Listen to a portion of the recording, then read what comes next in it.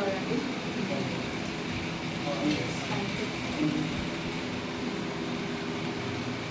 దేవుని నామంలో మీ అందరికీ వందనాలు.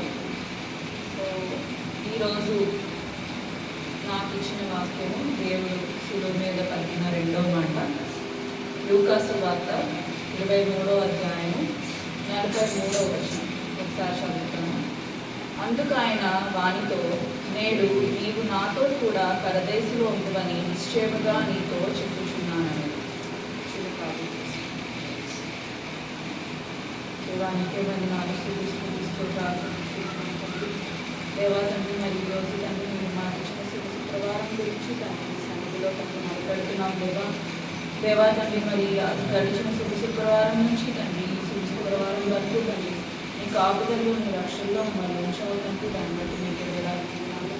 దేవా తండ్రి, మరి రెండో మాటను ధ్యానిస్తుండగా తండ్రి నీవే తండ్రి నా నోటితో తండ్రి మరి ఏదైతే వాక్యాన్ని చెప్పదలుచుకున్నానో తండ్రి అది నేను నేర్చుకున్నదంతయు తండ్రి మరి మీకు తండ్రి ఇక్కడ ఉన్న ప్రతి ఒక్కరికి తండ్రి మరి మీకు ఘనత తెచ్చే విధంగా తండ్రి ఇక్కడ ఉన్న వారికి తండ్రి వారి జ్ఞానాన్ని నింపే విధంగా తండ్రి ఉండడానికి నా మాటలను తండ్రి మరి ఇదే తండ్రి ఆధీనంలో ఉంచుకోమని వేడుకుంటూ ప్రార్థన ప్రభు యేసుక్రీస్తు స్వామి ద్వారా వేడుకుంటున్నాం.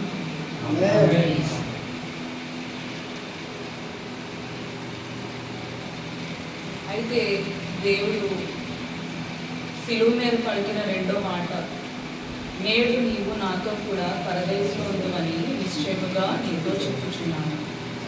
అయితే ఇక్కడ మనము ఈ వాక్యాన్ని మనం ధ్యానించే ముందు 39వ వచనం ఒకసారి చదువుతాం. వేలాడ వేయబడిన ఆ నేరస్తులలో ఒకడు ఆయనను దూషించుచు, నీవు క్రీస్తువు కదా, నిన్ను నీవు రక్షించుకొను, మమ్మను కూడా రక్షించుమని చెప్పాను. అయితే రెండవ వాడు వానిని గద్దించి, నీవు అదే శిక్షావిధిలో ఉన్నావు కనుక దేవునికి భయపడవా? మనకైతే ఇది న్యాయమే, మనం చేసిన వాటికి తగిన ఫలము పొందుచున్నాము కానీ ఈయన ఏ తప్పిదము చేయలేదని చెప్పి ఆయనను చూచి, యేసు నీవు నీ రాజ్యములోనికి వచ్చినప్పుడు నన్ను జ్ఞాపకము చేసుకొనమనను. అయితే ఇక్కడ మనము రెండు రకాల ప్రజలను చూస్తున్నాం. అయితే ఒక మొదటి దొంగ దేవుని విశ్వాసం లేనివాడు, దేవుని పట్ల విశ్వాసం లేనివాడు. అయితే దేవుని ఇక్కడ వెటకారం చేస్తున్నాడు. అంటే నువ్వు నిజంగా దేవుడు అయితే మమ్మల్ని విడిపించి నిన్ను నువ్వు విడిపించుకో అని ఇక్కడ దేవుని వెటకారం చేస్తున్నాడు. కానీ రెండవ దొంగ ఏమన్నాడంటే, అతను సంపూర్ణ విశ్వాసంతో దేవుణ్ణి అడిగాడు. ఏమని? మీరు ఈ రాజ్యంలో నాకు కూడా చోటిద్దు అని అడిగాడు. అయితే ఇది మనము ఇక్కడ మన ప్రజెంట్ సిచ్యువేషన్లో ఉన్న ప్రజలని రెండు భాగాలుగా మనం చూసుకోవచ్చు. మొదటి వారు confused faith or no faith. అంటే క్రైస్తవుల్లో కూడా కన్ఫ్యూజ్డ్ ఫెయిత్ ఉన్న వాళ్ళు చాలామంది ఉన్నారు. అయితే వాళ్ళు ఏంటంటే దేవుణ్ణి అడుగుతారు, దేవా నాకు ఇది ప్రసాదించు అని అడుగుతారు, దేవా నాకు ఇది ఇవ్వు అని అడుగుతారు, దేవా నీకు నీ చిత్తమైతే అనే ప్రశ్న వాళ్ళలో ఉండదు. వాళ్ళలో ఏంటంటే దేవుడు ఉన్నాడు అంటే ఇది నాకు చేసి తీరాలి, దేవుడు చేయట్లేదా, అసలు ఆయన ఉన్నాడా అనే ప్రశ్న చాలా మందిలో వస్తుంటుంది. మనం కూడా ఎప్పుడో ఒకసారి మనకి కూడా అనిపిస్తుంది, అసలు నేనేమనుకున్నా, నేనేం తలుచుకున్నా, నేనేం చెయ్యాలనుకున్నా నా జీవితం బాగుపడట్లేదు, ఏం చేద్దామనుకున్నా కూడా అది ఫెయిల్యూర్ అవుతుంది. అసలు దేవుడు నన్ను వింటున్నాడా, నా మాట వింటున్నాడా, అసలు దేవుడు ఉన్నాడా, ఉంటే ఎందుకు నా మాట నా ప్రార్థన ఆలకించట్లేదు అని చాలామంది ఆలోచిస్తారు. అలాంటి ప్రజలు చాలామంది ఉన్నారు. క్రైస్తవుల్లో ఉన్నారు, అన్యుల గురించి ఇంకెలాగో మనకు తెలిసిందే. No faith or confused faith. అది మనకి మొదటి దొంగకి సాదృశ్యంగా ఉంటుంది. కానీ రెండవ దొంగ వచ్చేసరికి అతను సంపూర్ణ విశ్వాసంతో అడిగాడు. సంపూర్ణ విశ్వాసంతో ఏమని అడిగాడు? ఆయన ఫస్ట్ దేవుడు ఉన్నాడని నమ్మాడు, దేవుడు యేసుక్రీస్తుని నమ్మాడు. తర్వాత ఈయన రాజ్యాధిపతి, స్వర్గాధిపతి అని నమ్మాడు. నమ్మాడు కాబట్టి పూర్ణ నమ్మకంతో అడిగాడు. ఏమని? మీరు మీ రాజ్యంలో నాకు స్థానం ఇవ్వమని అడిగాడు. అయితే ఇప్పుడున్న సిచ్యువేషన్స్లో కన్ఫ్యూజ్డ్ ఫెయిత్ ఉన్న క్రిస్టియన్సే చాలామంది మనకు కనిపిస్తారు. ఎందుకంటే మనం ఉన్నది ఇప్పుడు చాలా ఫాస్ట్ పేస్డ్ ఎన్వైరన్మెంట్. అన్నీ మనకి అనుకుంటే క్షణాల్లో వచ్చే పరిస్థితుల్లో మనం ఉన్నాం. అయితే మనం అదే ఫెయిత్లో కూడా ఎక్స్పెక్ట్ చేస్తాం. అన్నీ తొందరగా వస్తున్నాయి. ఇన్స్టామార్ట్ 10 నిమిషాల్లో మీకు కావాల్సింది వస్తుంది. నేను వారంలో ఒక 10 సార్లు అన్నా ఇన్స్టామార్ట్లో ఆర్డర్ పెడతాను. నువ్వు 10 నిమిషాల్లో నీ ఇంటి ముందు ఉంటుంది. అలాగే మనము ఇంటర్నెట్లో మనం ఏం కావాలన్నా కూడా ఇలా టైప్ చేస్తే అలా వచ్చేస్తుంది. ఇప్పుడు మనకి AI ఉంది, చాట్ జీపీటీ, అలాంటి బోల్డ్ టూల్స్ ఉన్నాయి. సో మనకి ఏంటంటే ఏది కావాలన్నా మనకి క్షణాల్లో మన ముందు ఉంటుంది. అయితే మనం ఇదే క్షణాల్లో వచ్చే రిజల్ట్ని మనము ప్రేయర్ ద్వారా కూడా ఎక్స్పెక్ట్ చేస్తున్నాం. ఇప్పుడున్న పిల్లలు అయితే అదే ఎక్స్పెక్ట్ చేస్తారు. దేవుడు ఇచ్చాడా నాకు ఫస్ట్ ర్యాంక్ ఇవ్వాలి,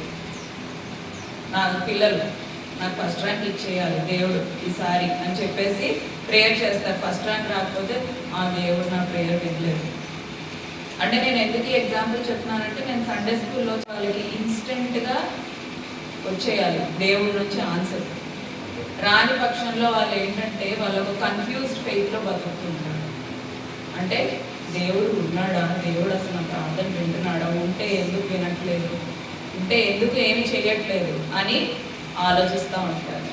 కానీ మనం మొదటి దొంగలా కాకుండా రెండవ దొంగ తను ఉన్న పరిస్థితి ఏంటండి? సిలువ మీద వేలాడి ఉన్నాడు. యేసుతో పాటు సిలువ మీద వేలాడి ఉన్నాడు. అంటే ఎంత నొప్పిలో, ఎంత బాధలో ఉన్నాడు. అంటే మనుషుల మాత్రంలో మనకి చిన్న దెబ్బ తగిలితేనే దాని గురించి మనం అంతా ఆలోచిస్తూ ఉంటాం కదా, చూసుకుంటూ ఉంటాం. ఏ దెబ్బ తగిలింది, తగ్గిందా లేదా, నొప్పి వస్తుందని పదే చూసుకుంటాం. సో అలాంటి పరిస్థితుల్లో అతనికి మేకులు కొట్టి అలా సిలువ మీద వేలాడి తీసినప్పుడు అతను అంత నొప్పిలో, అంత పెయిన్లో కూడా అతను దేవుణ్ణి గ్రహించాడు. గ్రహింపే కాకుండా తన సోదరునికి, అంటే మొదటి దొంగకి దేవుని యొక్క వాక్యం, అంటే దేవుని యొక్క సాక్ష్యాన్ని అతనికి చెప్తున్నాడు. ఏం చెప్తున్నాడు? మీరు చూస్తే మనకైతే ఇది న్యాయమే, ఎందుకంటే మనం తప్పు చేసాం కాబట్టి ఇది ఖచ్చితంగా మనకు జరగాల్సిందే.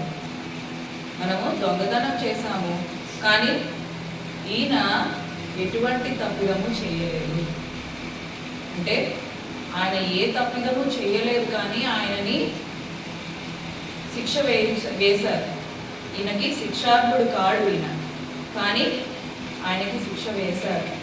అండ్ మరియు ఈయన దేవుని కుమారుడు అని చెప్పి అతనికి చెప్పాడు. అంటే ఆ పరిస్థితిలో అతనికి కలిగిన దేవుని పట్ల కలిగిన విశ్వాసము, దేవుని సాక్ష్యాన్ని, అది చిన్నదే కావచ్చు కానీ చాలా బలమైంది. ఎందుకంటే మనము సంతోషంగా ఉన్నప్పుడు, లేదంటే మనకి కావలసిన మంది దొరికినప్పుడు మనము దేవుని ఎంతో పొగుడుతాం. మన కష్టాల్లో ఉన్నప్పుడు దేవుడు నాకు ఇవ్వు అని ప్రార్థన చేస్తాం. కానీ మనము ఎటువంటి పరిస్థితుల్లో ఉన్నా దేవుణ్ణి ప్రేస్ చేయగలగాలి. మన ప్రార్థనలు, చాలా ప్రార్థనలు ఎలా ఉంటాయంటే, దేవా నాకు ఇవ్వు, దేవా నాకు అది ఇవ్వు, మా పిల్లల్ని చూసుకో, మా కుటుంబాన్ని చూసుకో, మా వాళ్ళకి ఇది చేయి, మా వాళ్ళకి అది చేయి. మ్యాక్సిమం ప్రేయర్ మనకి ఎప్పుడూ కూడా అడగడమే మన పని. అంటే అందరూ అలా చేస్తారని నేను అనట్లేదు. నేను విన్న ప్రార్థనలో కొంతమంది, చాలా మటుకు నేను విన్న వాళ్ళలో అడగడం తప్పని నేను అనట్లేదు. కానీ దేవుడు ఏమన్నాడు? ఆయనని స్తుతించాలి. మొదటిగా ఆయన మన ప్రార్థనలో చాలా మటుకు మనము చేయాల్సింది ఆయనకి స్తుతి. ఎందుకంటే మనకి అది చిన్న విషయమే కావచ్చు. మనం ఈరోజు ఊపిరి పీల్చుకుంటున్నాము, మనం నిలబడగలుగుతున్నాం, మనం కూర్చుంటున్నాం, మన పనులు మనం చేసుకోగలుగుతున్నాం అంటే అది దేవుడి కృపే. కానీ ఇవన్నీ మనకి చాలా చిన్న విషయాలు కదా. ఎందుకంటే అది అందరూ చేసేదే మనము చేస్తున్నాం. ఏముంది అని అంటే, మనకి ఎప్పుడైతే అది మనకు ఉండదో అప్పుడే మనం దాని విలువ మనకు తెలుస్తుంది. కాళ్ళు లేని వాడికే నడిచేవాడి యొక్క ఆడికున్న కంఫర్ట్ తెలుస్తుంది. నోరు లేని వాడికే మాట్లాడేవాడి కంఫర్ట్ తెలుస్తుంది. అలాగే పావర్టీలో ఉన్నవాడికే అన్నీ సమకూర్చిబడి ఉన్నవాడి యొక్క పరిస్థితి వాడికి చాలా గొప్పగా అనిపిస్తుంది.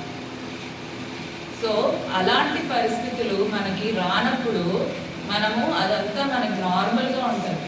కానీ మనం చిన్న విషయాలకు కూడా మనం ఈరోజు ఊపిరి పీల్చుకోగలుగుతాం, మనకి ఇల్లు ఉంది, మనకి తిండి ఉంది, మనకి నీరు ఉంది అన్నప్పుడే మనము ప్రతిదానికి దేవుని స్తుతించాలి. స్తుతిలోనే దేవునికి మహిమ. మనం అడిగేదంతా కూడా తర్వాత. కాబట్టి అటువంటి విశ్వాసము మనలో ఉండాలి. ప్రార్థన అంటే ప్రార్థన చేస్తాం, అందరం ప్రార్థన చేస్తాం, కానీ ఏ విధంగా ప్రార్థన చేయాలి అనేది కూడా చాలా ఇంపార్టెంట్.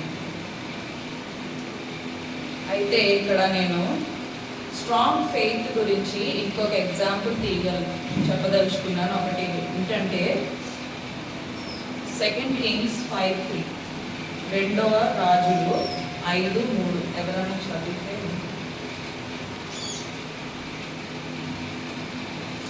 అది శుభ్రంలో ఉన్న ప్రవక్త దగ్గర నా ఏలిన వాడు ఉండవాలని నేనెంతో కోరుచున్నాను. 2 Kings 5:3.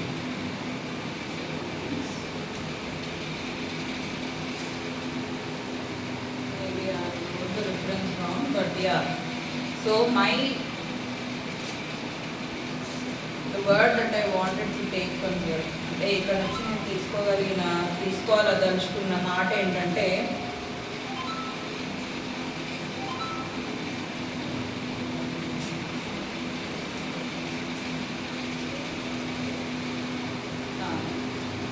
కరెక్ట్ సార్, కరెక్ట్ అనిపించాలి.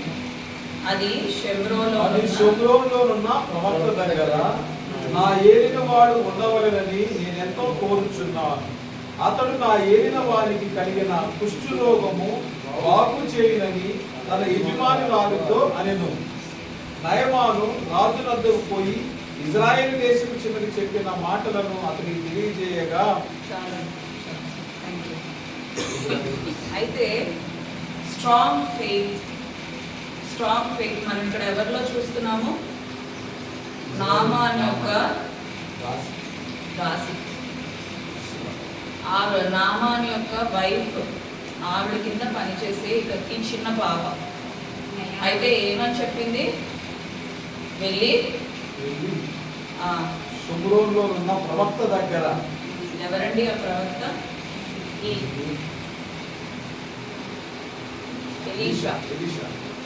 ఎలీషా ప్రవక్త దగ్గర వెళ్తే మీ కుష్ఠరోగానికి ఆయన స్వస్థతనిస్తాడు అని చెప్పింది. అయితే ఇక్కడ ఆమె ఏం నమ్మింది? ఎలీషా యొక్క దేవుణ్ణి నమ్మింది. ఎలీషా యొక్క దేవుడు నామానికి సంపూర్ణ స్వస్థత అనుగ్రహిస్తాడు అని నమ్మింది. నమ్మి ఏం చేసింది? వాళ్ళ భార్యకి వెళ్ళి చెప్పింది, ఇది మీరు సంపూర్ణ స్వస్థత ఇస్తారు కాబట్టి మీరు అక్కడికి వెళ్ళండి, వాళ్ళ దేవుడు చాలా గొప్ప దేవుడు అని డైరెక్ట్గా చెప్పింది. అయితే this is the strong faith that we all should have. మనకది జరుగుతుంది అని గొప్ప నమ్మకం. అంటే ఇప్పుడు దాసి అంటే తెలుసు కదా, మనం పనామి. ఆమె ఎంత విశ్వాసం లేకపోతే, ఎంత తన ఒపీనియన్ మీద అంత స్ట్రెంగ్త్ లేకపోతే వెళ్ళి వాళ్ళ యజమానికి వెళ్ళి చెప్తుంది. మన యజమానుల దగ్గర మామూలుగా పనులు, మనమైనా కూడా మన బాస్ దగ్గర ఎవరి దగ్గర మనం ఏదైనా ఒపీనియన్ చెప్పాలంటే 1-10 సార్లు ఆలోచిస్తాం కదా.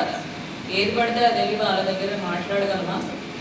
మనకి కంప్లీట్గా దాని మీద కంప్లీట్ అండర్స్టాండింగ్ ఉండి, కంప్లీట్ ట్రస్ట్ ఉండి, మనకి కంప్లీట్గా ఒపీనియన్ మీద ఆ స్ట్రెంగ్త్ ఉంటే తప్ప మనం వెళ్ళి మాట్లాడలేము. అయితే ఈ చిన్న పాప అంత స్ట్రాంగ్ ఫెయిత్తో ఉంది కాబట్టే వెళ్ళి అతని యజమానికి వెళ్ళి చెప్పగలిగింది. ఎందుకు ఇప్పుడు వాళ్ళు ఒక చోటికి నుంచి ఇంకో చోటికి వెళ్ళాలంటే ఆ కాలంలో ఎంత శ్రమ కదా. ఇప్పటిలాగా అక్కడ వెహికల్స్ ఏం లేవు. సో వాళ్ళు ఒక ప్రదేశానికి వెళ్ళాలంటే అది కొంచెం టైం టేకింగ్. కాబట్టి ఆ అమ్మాయి అదంతా కూడా తను గ్రహించుకొని తనకు అంత స్ట్రాంగ్ ఫెయిత్ ఉంది కాబట్టి వెళ్ళి వాళ్ళ యజమానికి చెప్పగలిగింది, ఇలాగా ఫలానా ప్రవక్త ఆయన డెఫినెట్గా ఒక స్వస్థతని అనుగ్రహిస్తారు అని చెప్పేసి చెప్పింది. ఆమె ఏ విధంగా అయితే సంపూర్ణ నమ్మకంతో చెప్పిందో ఆ విధంగా అస్వస్థత కూడా అలాగే దేవుడు నామానికి